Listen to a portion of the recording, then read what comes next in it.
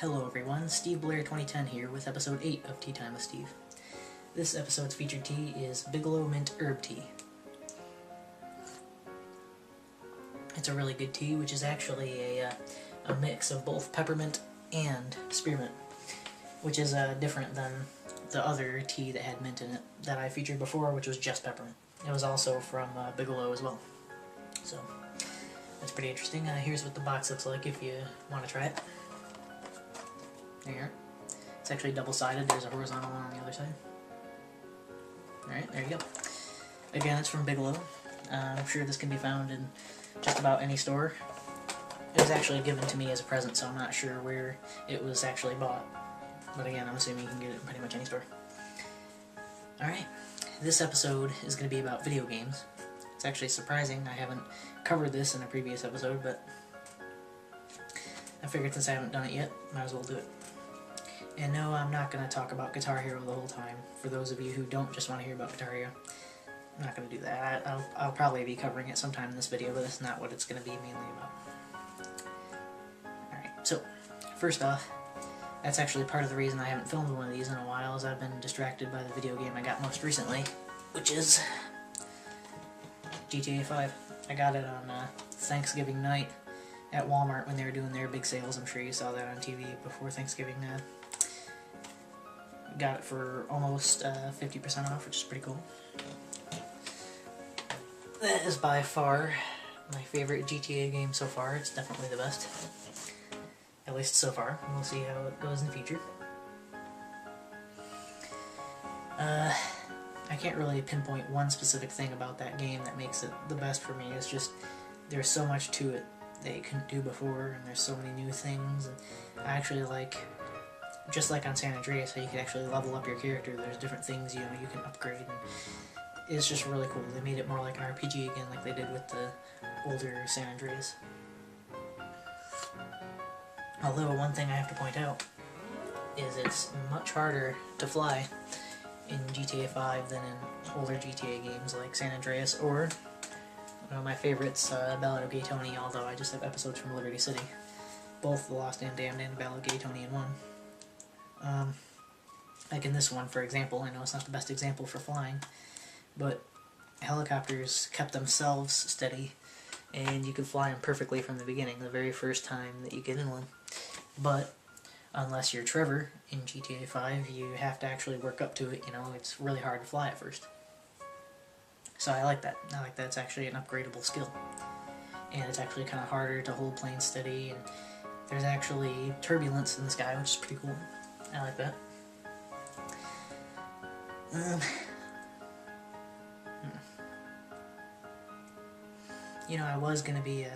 I was feeling kind of disappointed at first when I found out that it was only going to be Los Santos and the surrounding countryside that was going to be in the game. They weren't going to bring back, the other two islands from San Andreas. But now that I've seen just how massive this map is, and surprisingly for a video game how beautiful the scenery is, especially out in the country, I'm not disappointed with that map at all. I don't know if I, at least for a long time, will ever explore the whole thing, like every square inch of it. I'm sure there will be a point when every bit of the map has been, uncovered, so I can look at the whole thing, but will I ever actually cover every inch with my character? Probably not. It's a pretty big and complicated map. I've been able to find my way around and actually memorize my way around every other GTA game's map, but this one I don't know if I'm going to be able to. It's really complicated. The road systems are way too complicated for me.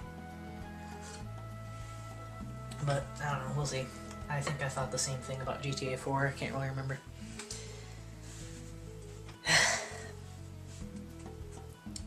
Moving on to a different topic. As for how I got so into just 2 games and basically closed myself off to pretty much every other game, I'm not sure. I'm not sure how that happened. I only got onto GTA and Guitar Hero. Oddly enough, both games that started with G. But it seems like over the years I played less and less of other games and just played these 2, and again, I can't tell you why, but they're both really fun for me. It's not to say I don't ever play other games. Like, I like Halo games, I like the Halo series, I'm pretty sure I've mentioned that before, but I've just never really gotten around to buying any of them. I do have a friend, Dan, who really likes Halo, who I would love to play with sometime, but we never seem to hang out for some reason, even though he's like my best friend. Either way, one of my favorite games of all time actually is not Guitar Hero or GTA, believe it or not. It's actually Super Mario World for the Super Nintendo. It's actually my absolute favorite. I've been playing that a lot lately too, except for the last week or two I haven't played it, but in the past month I would say I've beaten it 100% like 3 times.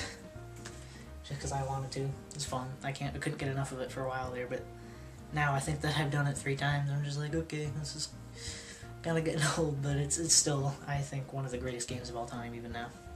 Even with games like GTA 5, like I mentioned earlier, it's definitely up there among the best, if not the best, but it's definitely my favorite.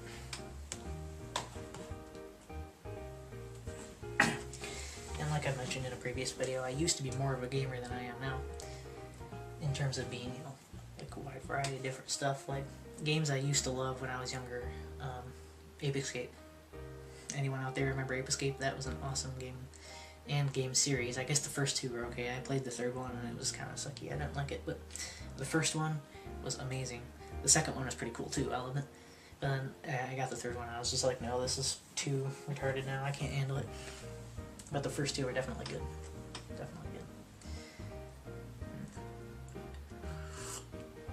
good. I owned both the first and second one on actual discs, but I have the first one on an emulator on my computer that I played a while ago. I haven't played it in a long time, but I started a game, never really finished it. It's because I've beaten it before, so you know, I don't really see a point in it. When it comes to Super Mario World, that's why I've actually played it so much recently, is because up until that point when I started playing it again, I had never beaten it 100%. It wasn't until last year, in fact, that I actually got to Bowser's Castle and beat Bowser. And then I got to the Special World and I couldn't beat the Special World, so I gave up for about a year, and then about a month ago I decided I would give it another try, and I ended up beating it, so I got 100%. And then I did it again and again. So that was pretty cool. But again, with Ape Escape, I had already beaten that multiple times when I was a kid, so you know what's the point of doing it now. Still an amazing game, though. Guitar Hero, why I played that so much I think is kind of obvious. It goes along with my love of music. As for how I got so good at it, obviously playing it so much helped, but I think it also has to do with, for some reason, I can't seem to get good at something that's too mainstream, like playing real guitar. There's a ton of people that play real guitar. And as much as I want to play real guitar, I just can't find myself getting really good at it, you know, because I don't practice enough, because everyone does it. But since that's something that not everyone does, playing that particular video game, it's harder to come across somebody that is really good at that. I don't know why it is. It's not just like with a video game versus something that's real. It's with like actual instruments too. I couldn't get really good, at least not as easy, at something that everyone played versus something that like nobody played. Like, again, guitar, I have a hard time keeping that up. But with something like ukulele, I couldn't put that down because not a lot of people play that. I don't know, the more I think about it, the more I think I am a hipster, but whatever, I enjoy it.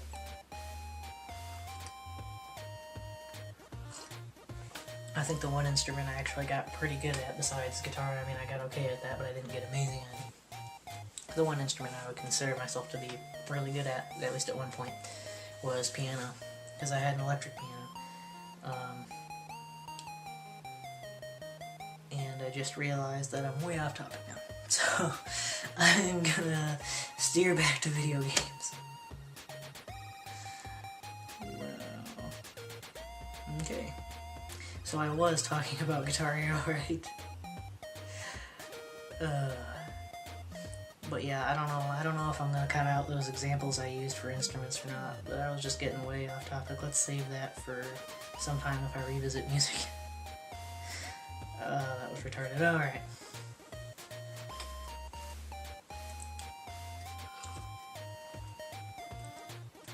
Anyway, moving on. Guitar Hero again. It was mostly my love of music that made me want to play it so much and I got so good at it because of that. And it was also because my best friend all the way through growing up, Chris, he played it too, so that was something for us to do together. We had that in common all the way through school. You know, I think that's one of the biggest reasons we end up loving games is because of the memories behind them. Not necessarily the game itself, but the memories behind it. Sure, the game itself does have a big part of it. If the game isn't fun, you're not going to have good memories with it, you know. It's kind of like they go hand in hand. Now, in terms of different genres of games, it's kind of weird considering that I like Guitar Hero so much because as a genre, I don't really like rhythm games all that much, surprisingly. But there was just something about Guitar Hero I loved. When it comes to shooters, I prefer the GTA-style third-person shooter to the first-person shooter, but I do enjoy first-person shooters like Halo. Not so much as something like Call of Duty, but I do enjoy some first-person shooters from time to time.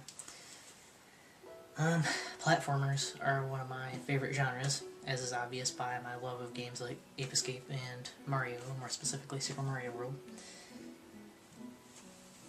I also loved another great platformer series, Crash Bandicoot. I'm sure you all know about that one. That was a great one. The first one I played, and probably my favorite of all time, was Crash Bandicoot 2. That was a great one. I remember it took me a while to beat that one, but I eventually did beat it. I'm not sure if I have it on my PS1 emulator or not, to be honest with you, but I probably do. I don't know, I've got a lot of games for it, so...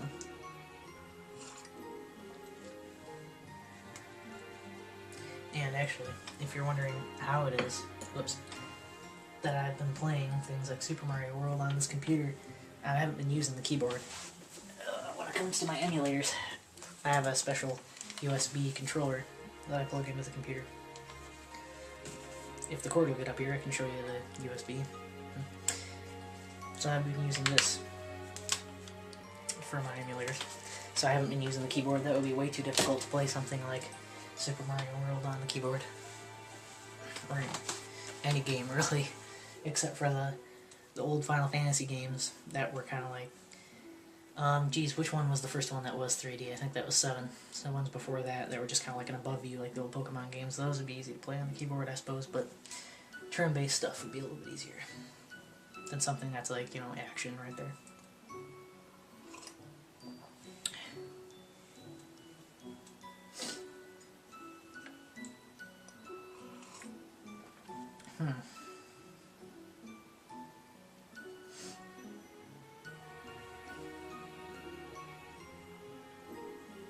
So,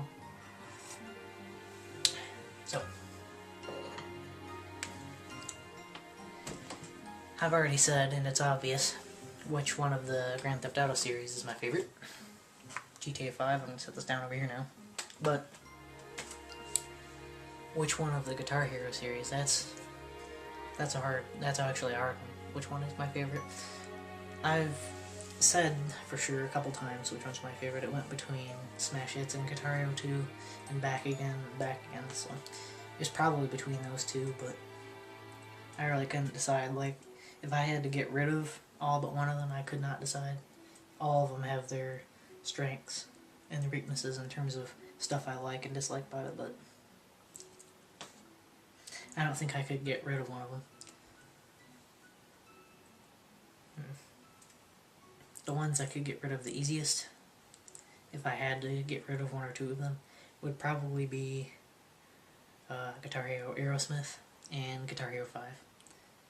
Those would probably be the ones I could easily get rid of if I had to. Obviously easier than the others anyway. There would be no such thing as easily getting rid of one of my Guitar Hero games, just like one of my GTA games, even though I only have 2 of them right now. I wouldn't want to get rid of either, but if I had to get rid of one, it would definitely be episodes from Liberty City. I used to have the original GTA 4, but somehow the data got corrupted on it and I couldn't load it anymore, so I gave it to my friend Chris, and then he never played it, which I found funny. But yeah, either way, he has it, so if he ever does decide to play it, or if he has, I haven't talked to him in a while. in terms of the actual systems in PC or whatever, in terms of the what you're playing the game on, for lack of a better term, the systems I've owned were the Super Nintendo. I believe that broke though because I haven't seen it in a long time. I've owned the original PlayStation, PlayStation 2, PlayStation 3, and now the Xbox 360. My brother owned an original Xbox. I'm not sure what happened to that one either. I didn't really care for the original Xbox. I thought the way the controller was set up was awkward for that one, especially with the black and white buttons.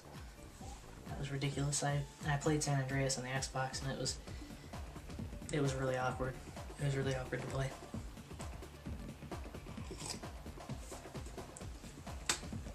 Back then, PlayStation definitely had the better setup for GTA games, that's for sure. As for now, I don't know. The only system I own is Xbox 360, so that's the only system I've played GTA 5 on. So I have no idea if it handles better on PS3 or whatever. And it's interesting, speaking of, you know, the way things control and controllers, it's interesting how which kind of Guitar Hero controller you have can affect your performance, because it really can. A lot of people don't think it does, but it does. I would say that one of the best controllers I had for strumming, a lot of people say that the Guitar Hero 3 controller was the best for strumming, but I wouldn't know that really because I never really used that one all that much, and when I did I wasn't very good at the game. So I thought the best one for strumming was the Guitar Hero 6 controller, the one you get with Warriors of Rock. That one was the best one for me. I think it's because it came to a point at the end, so I could just go, you know, kind of thing, instead of being, you know, like wide apart and going like the generic one I have now. I think it's actually a Guitar Hero 5 controller technically. But that one anyway.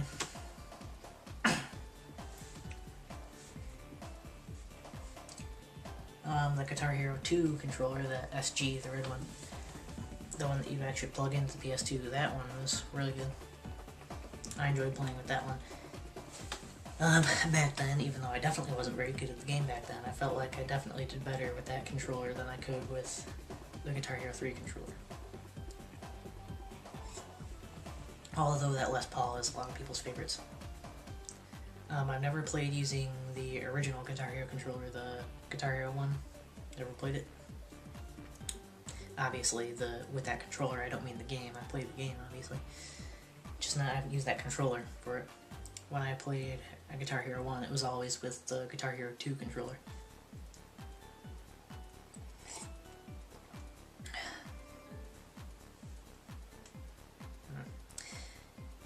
As for Rock Band, don't like the game. Don't really care for the way the strum bar is on the controller. I like something that has some snap to it. That's just kind of like a floppy, just... It doesn't even have a sound to it. It's just flop, flop, flop, flop, flop, back and forth, and I don't like that.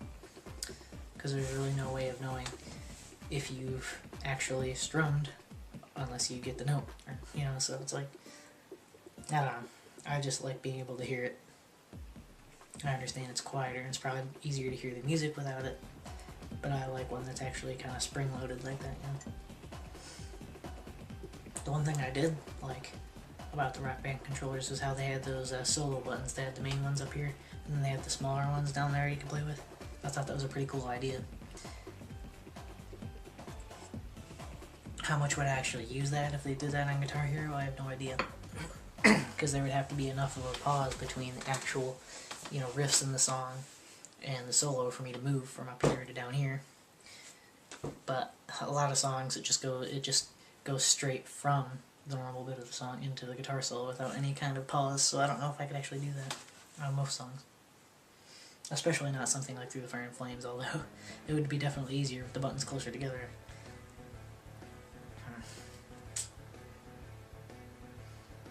As far as tapping goes, it would definitely be easier not having to move as far.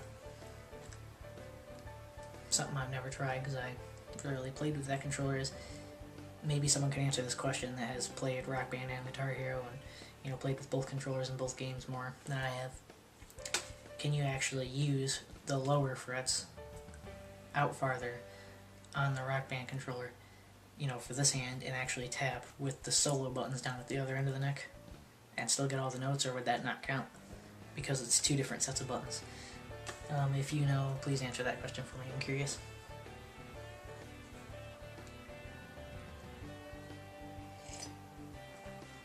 I'm upset to say I haven't played games like Halo 4. I played Halo 3, I played ODST, I played a lot of the other ones. I played the first two, obviously.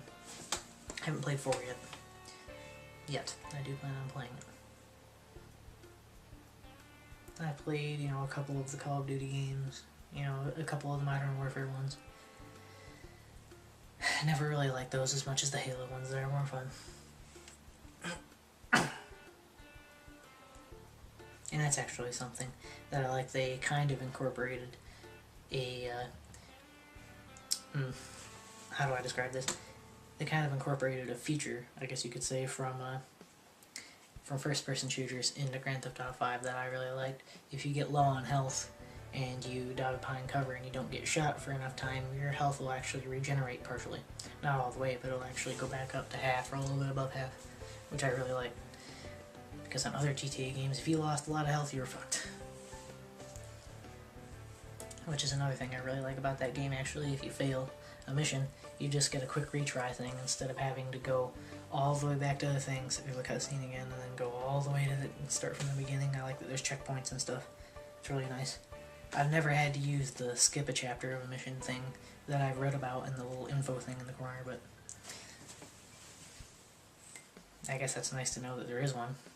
Well, it kind of feels like cheating to skip a part of a mission, but again, I've never had to use it, at least not yet, because I haven't beaten the game yet. I've died a few times though, so I've had to restart a couple times, but never had to skip a spot.